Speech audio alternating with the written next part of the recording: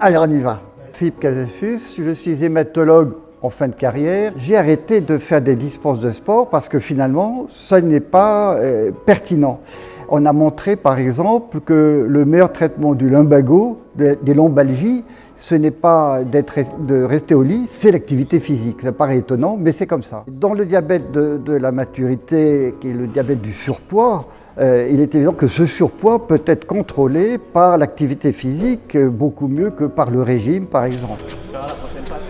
Le tennis est particulièrement adapté à l'activité physique adaptée et apporte ce côté ludique. Ce qui me réjouit, c'est qu'aujourd'hui, il y a une très bonne formation, en particulier des enseignants dans le tennis. Et les médecins ont la chance aujourd'hui de pouvoir utiliser ce passeport santé-bien-être que je trouve très bien fait et qui permet un échange entre les enseignants du sport et les médecins. Automatiquement, il y a moins de sollicitations. Si tu lâches, c'est elle qui doit contracter les abdos, tu vois, pour pouvoir tenir. L'exercice physique, l'activité physique améliore les choses. Ça améliore la survie des malades traités par chimiothérapie. Ça améliore aussi la façon dont les traitements sont supportés. Et puis troisièmement, ça améliore le psychisme. Récemment, des études ont prouvé que être dans de telles conditions d'optimisme et de bonnes conditions morales améliorait la qualité de vie et même, dans des études, améliore la durée de vie.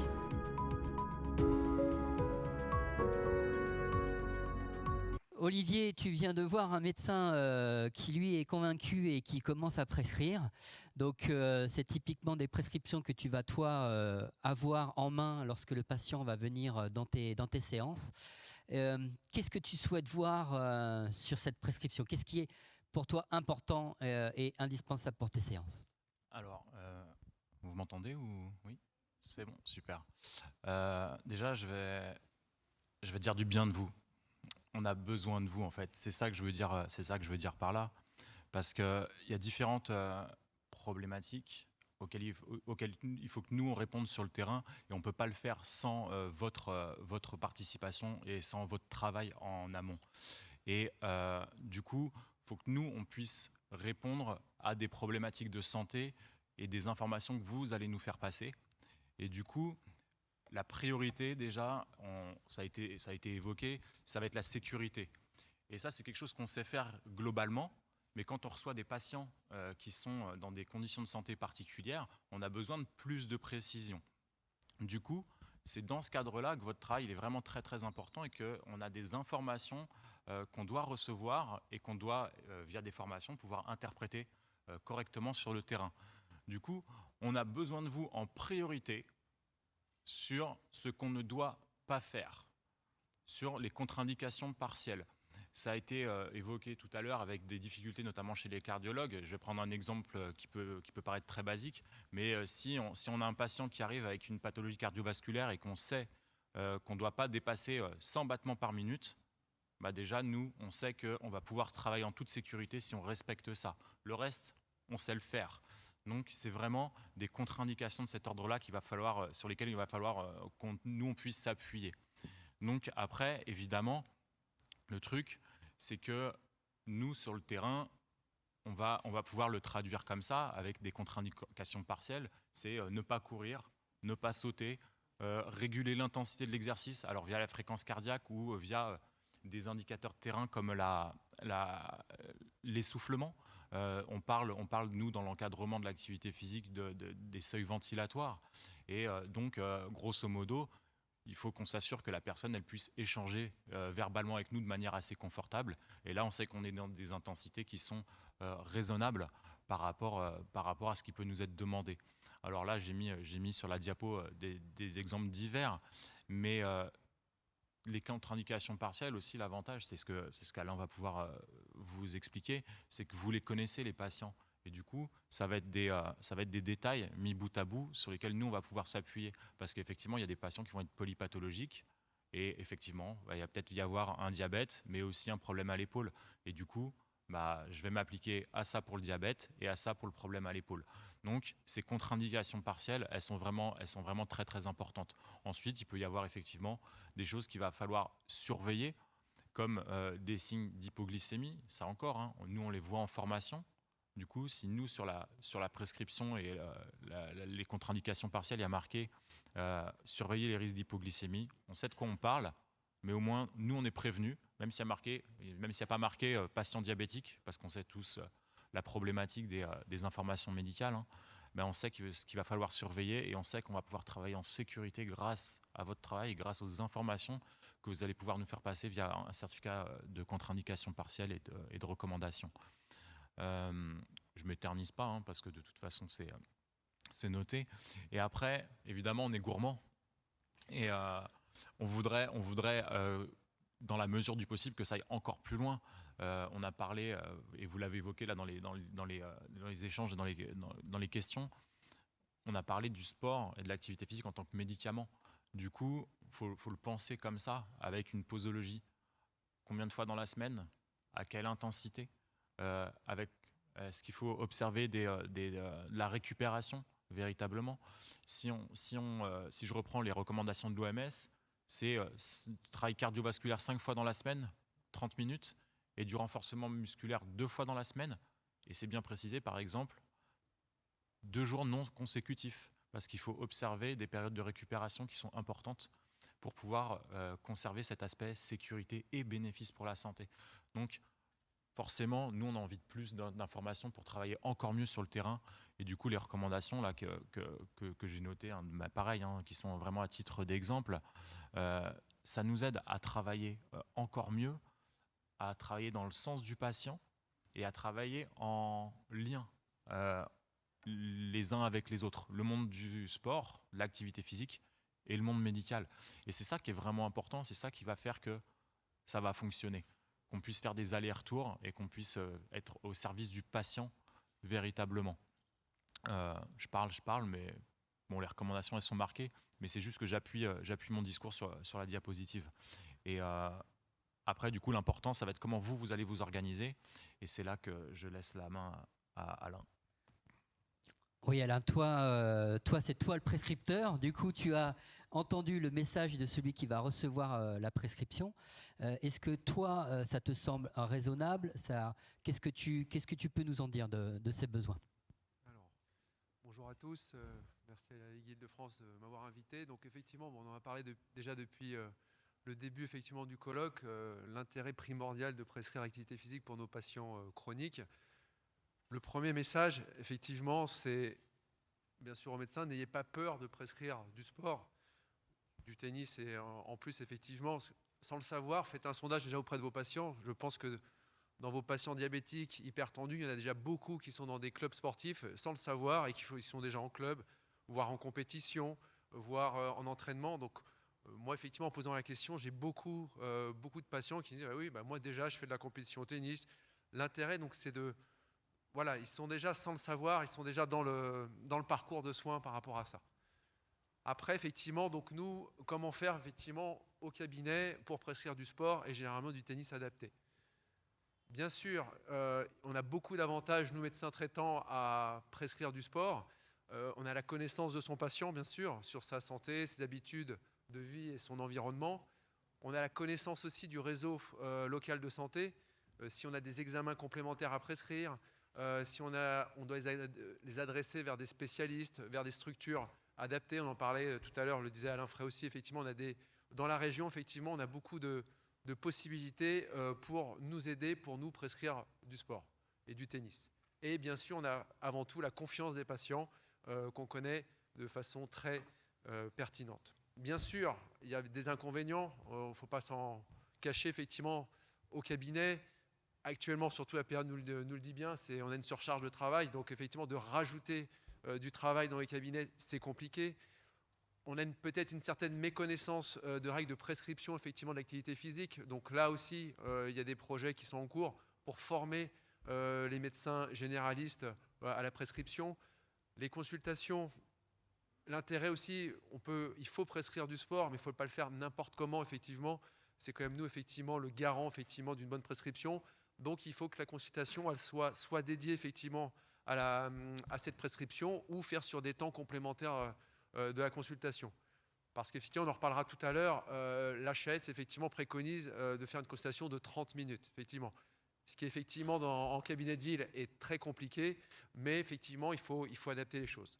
Bien sûr, qui dit consultation, il faut bien sûr en parler, consultation qui prend du temps, ce n'est pas des cotations spécifiques aussi, donc ça aussi je pense que si on pouvait effectivement avoir effectivement une petite aide effectivement au niveau de notre gouvernance pour avoir cette cotation spécifique, prendre plus de temps, donc effectivement il y a un intérêt aussi pour le médecin, je pense que ça serait intéressant. Et on en parlait déjà tout à l'heure, quand cette consultation est faite, on a quand même au jour d'aujourd'hui des difficultés pour orienter notre patient après. Donc par contre, ce qui est intéressant, c'est qu'on a quand même beaucoup d'aide à la prescription. On a déjà parlé tout à l'heure, on en reparlera tout à l'heure, on a des ordonnances types, et c'est important, il n'y a pas que l'ordonnance, il n'y a pas que le certificat de contre-indication, mais il y a surtout la fiche de prescription individualisée. On a un guide pratique de l'HAS qui a été fait en 2019 pour une aide aussi à organiser ces consultations. On a le médico-sport santé qui est disponible aussi dans le Vidal, qui pour beaucoup de sports, notamment bien sûr le tennis, nous décrit, et on en reparlera tout à l'heure, quelles sont les activités, on a déjà parlé tout à l'heure, les activités spécifiques ou comment orienter son examen clinique par rapport à cette activité tennis. On a même une application, donc Mon Bilan Sport Santé. Je ne sais pas si on en parlera tout à l'heure. C'est un dispositif Prescriform, donc qui sont effectivement pour les médecins, pour les éducateurs, pour les patients, et effectivement pour un échange de données et de suivi, c'est intéressant aussi. Et on en a parlé tout à l'heure avec Alain Frey. Effectivement, on a des centres de référence ressources qui maintenant, dans chaque région, voire département, se développent. Et on a même des numéros de téléphone pour nous, professionnels dédiés, pour, si on a des questions par rapport à la prescription, on a des aides par rapport à ça. Quels patients, on l'a déjà dit et archi-dit, effectivement, c'est les patients qui présentent une pathologie chronique pour laquelle l'activité physique est démontrée ses effets bénéfiques. Et on en reparlera tout à l'heure. Le plus important pour nous, c'est de dépister et d'avoir surtout des patients asymptomatiques au repos et à l'effort, dans un premier temps. Donc la consultation médicale, il faut qu'elle se déroule, comme vous savez tous faire, comme une consultation de médecine générale. Une consultation plutôt dédiée, on l'a dit. On parle d'une moyenne de 30 minutes. Je sais que c'est très compliqué en cabinet de ville. Et bien sûr, il faut que ça soit dans le cadre d'un parcours de santé et qu'il soit coordonné donc avec d'autres professionnels de la santé ou les éducateurs, bien sûr, spécialisés. Le déroulement de la consultation médicale, classiquement, donc bien sûr un interrogatoire avec les antécédents médicaux, les antécédents de pratiques sportives, et ça c'est important aussi, se méfier aussi de l'ancien sportif compétiteur, parce qu'effectivement ceux qui ont été sportifs, qui ont arrêté, qui ont eu des pathologies entre-temps, qui veulent reprendre, ils connaissent leur niveau antérieur et pas présent, et eux, généralement c'est quand même des bombes à retardement, il faut vraiment se méfier. La personne qui n'a jamais fait de sport, qui va s'y mettre, généralement on aura peu de problèmes, parce qu'il connaît déjà ses limites. Le compétiteur, l'ancien compétiteur, c'est très compliqué. Mais voilà, il faut les écouter, ils ont le droit bien sûr de reprendre et c'est important de les gérer. Bien sûr, demander leur mode de vie actuel, parce qu'effectivement on parlait beaucoup de sédentarité, aussi de savoir s'il y a des facteurs de risque associés, on parlait de l'alimentation bien sûr, avec la maîtrise du poids, le tabac, l'alcool. Et une des choses fondamentales de l'examen de l'interrogatoire, c'est vraiment de dépister les signes fonctionnels au repos et à l'effort, parce qu'effectivement, s'ils existent, il va falloir vraiment adapter effectivement la pratique, voire ne pas prescrire dans un premier temps d'activité physique et de les orienter pour faire un bilan préalable. Pour finir l'interrogatoire, je pense qu'effectivement, de leur demander effectivement quelle est leur motivation. Souvent, c'est des gens qui n'ont jamais fait de sport, donc la motivation n'est pas très présente au départ, donc il faut vraiment les motiver et leur montrer le bienfait de cette activité. L'examen clinique physique, donc il est standard avec quand même une particularité sur le cardiovasculaire, le respiratoire et l'appareil locomoteur. Pour ça, j'en parlais tout à l'heure par rapport au médico-sport santé, on nous décrit les caractéristiques de l'activité tennis. Donc, et dans ces cas-là, on peut cibler son examen physique en fonction. Quelques mesures à prendre entre le poids, taille, donc l'IMC, le périmètre abdominal, surtout pour évaluer tout ce qui est les composants de la condition physique qui seront de toute façon complétés ultérieurement par des tests en environnement, souvent faits par l'éducateur spécialisé. Donc ces premiers temps de l'examen sont importants, donc c'est surtout pour évaluer le niveau de risque cardiovasculaire à l'activité physique et donc surtout de nous, médecins généralistes, de repérer les contre-indications, limitations cardio-respiratoires, voire musculo-squelettiques à l'activité physique et surtout donc de définir les besoins et les attentes en activité physique pour le patient. En fonction, donc effectivement, à partir de là, on peut déjà orienter soit notre patient pour un avis spécialisé, voire faire des examens complémentaires. Quels sont les objectifs surtout de cette consultation médicale? On en a parlé tout à l'heure. C'est déjà bien sûr de donner des conseils oraux, voire écrits. Il ne faut pas hésiter d'écrire sur une ordonnance pour réduire le temps passé aux activités sédentaires. Je pense que c'est essentiel, c'est la première chose. Après, et nous, le plus intéressant, et Olivier nous l'a dit tout à l'heure, il faut qu'on arrive à prescrire de façon individualisée l'activité physique et sportive adaptée, surtout pour l'enseignant tennis santé. D'établir en parallèle le certificat médical et peut-être de prévoir aussi une programmation du suivi médical. On en a déjà parlé tout à l'heure, mais le suivi est primordial, de ne pas lâcher dans la nature effectivement ces patients. Nous, on a la chance effectivement de les voir régulièrement parce que c'est des patients chroniques, donc on les réévalue par rapport à leur traitement. Donc il faut, je pense, prendre un temps de cette consultation pour leur demander effectivement où ils en sont dans leur activité physique. Après, c'est des exemples, on en parlait, donc ça, vous les retrouverez. On a pas mal de fiches de prescription individualisées, donc à vous de choisir celle qui vous paraît la plus pertinente et la plus adaptée à votre pratique. On a aussi effectivement, donc, je ne sais pas si on les voit bien ici, c'est les certificats donc, de non-contre-indication.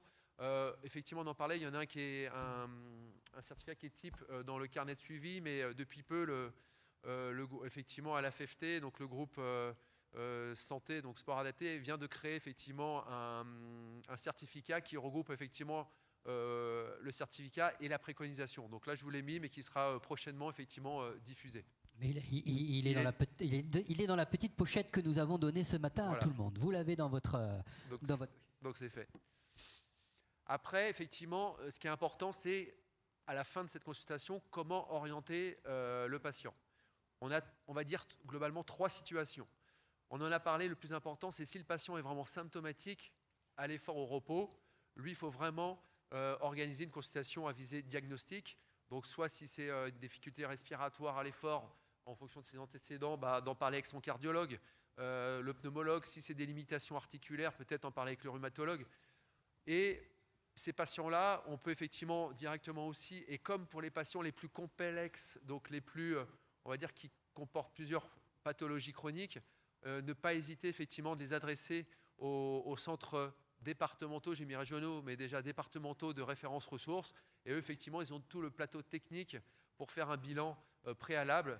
Et surtout, pour des patients qui nous semblent un peu plus fragiles, de les remettre, qui souvent ne font pas d'activité physique, de les remettre effectivement sur pied au niveau physique. Et après, donc, ils font ce qu'on appelle un programme passerelle sur quelques semaines. Et après, effectivement, en fonction de l'évolution, ils peuvent secondairement, effectivement, les orienter vers des structures, on va dire, plutôt externes.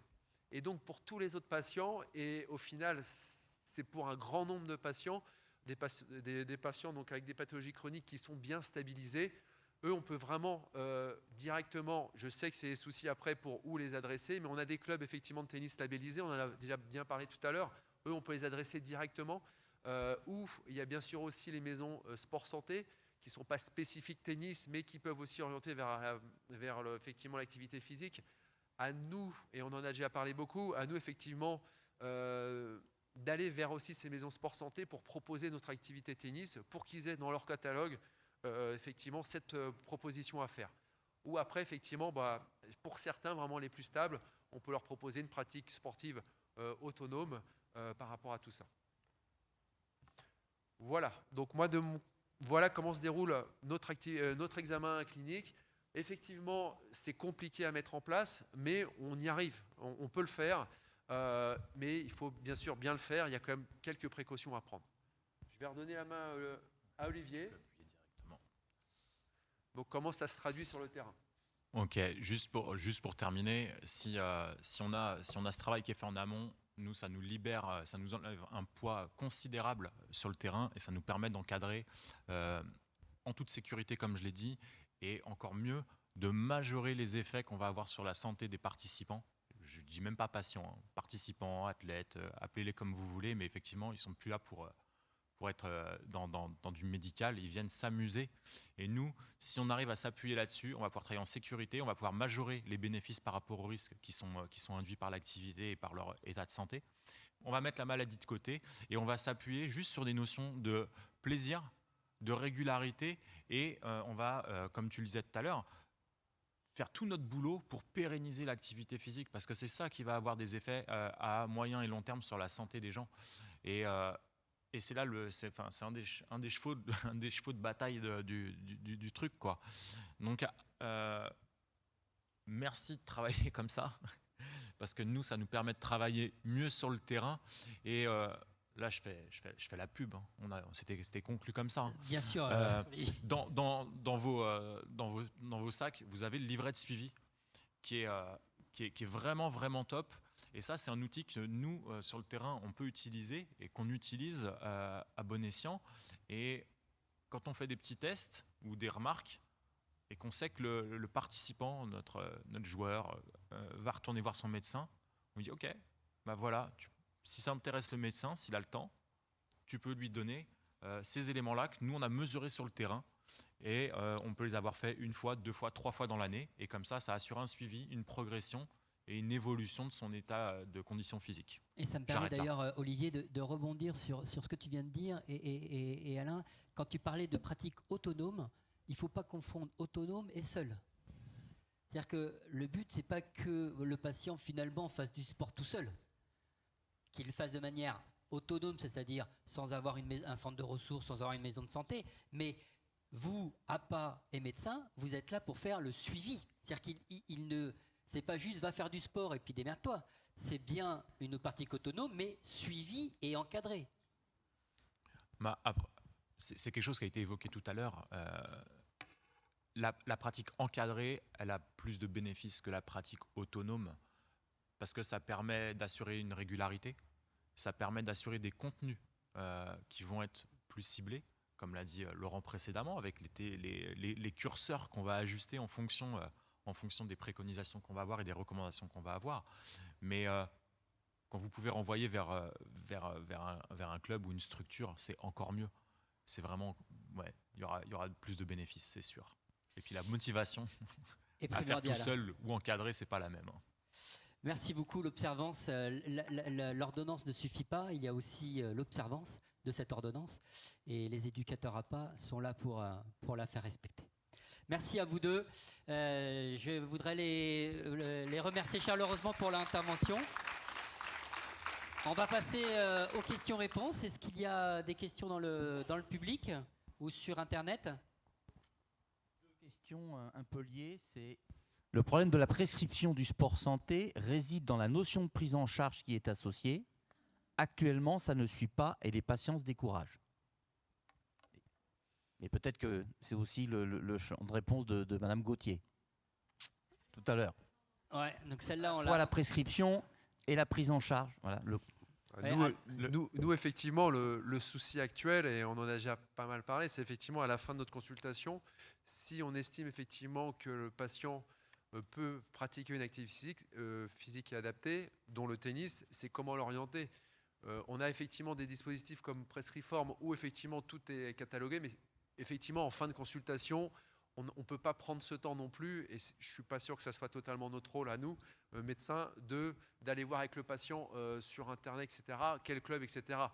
On le sait, le biais. Donc nous, effectivement, on en parlait, au niveau du Val d'Oise, déjà, dans un premier temps, on est en train de créer un annuaire des offres, effectivement, des clubs qui proposent du tennis adapté et de le diffuser aux médecins et pour savoir déjà effectivement que cette offre existe et le médecin il aura déjà, si vous voulez faire après bien sûr il faut que le médecin ait une appétence par rapport à l'activité et au tennis bien sûr, donc je prêche effectivement par rapport à cette activité, mais d'avoir déjà il faut permettre aux médecins de ne pas chercher effectivement des heures, d'orienter par rapport à ça. Et je reste persuadé aussi, et c'est mon avis, que les maisons sport santé pour ça sont essentielles. Même si, et c'est pas que pour le tennis, mais ça fait partie du tennis, mais c'est un temps dédié, on accompagne le patient, on peut faire un bilan physique, et après réorienter effectivement, ils prennent le temps effectivement de trouver la bonne activité et le bon club de tennis par rapport à tout ça. Moi, j'ai une autre question qui est posée par les internautes. C'est est-ce que tu penses que le fait que cette consultation sport santé soit pas aujourd'hui codifiée par la Sécu, donc valorisée finalement, est-ce que c'est un frein pour les médecins généralistes de ne pas le faire? J'en suis persuadé. Effectivement, actuellement, comme je le disais, on a une période qui est quand même très compliquée. Donc, il faut s'occuper effectivement de tous nos patients. Et je pense que ça valoriserait, et peut-être pour les médecins qui feraient une formation. Moi, je suis vraiment pour une formation pour les médecins généralistes. Et il faudrait effectivement, si on prend du temps, et je pense qu'il faudrait qu'il y ait une contrepartie, et ça valoriserait le travail du médecin. Il y en a peut-être certains aussi qui... par rapport à une activité, on va dire, un peu, bien sûr on a dit chronophage, mais de faire un peu de la médecine un peu différente, de rentrer vraiment dans la prescription du sport adapté. Certains, je pense, ça pourrait être intéressant. Donc oui, un grand oui. Ouais. Très bien, j'espère que ceux qui nous suivent, l'État et ceux qui nous suivent en direct vont pouvoir pousser pour que cette consultation de sport santé soit créée et que nos médecins généralistes qui travaillent là-dessus soient valorisés. Olivier? Un micro-complément, si tu me permets, sur la question de l'orientation. Ce que je vous engage à faire, ce que je vous engage à faire, c'est les initiatives locales. C'est ça qui fonctionne le mieux. C'est-à-dire que des clubs de tennis, en l'occurrence, il y en a énormément. On a parlé de 150 clubs de tennis santé maintenant.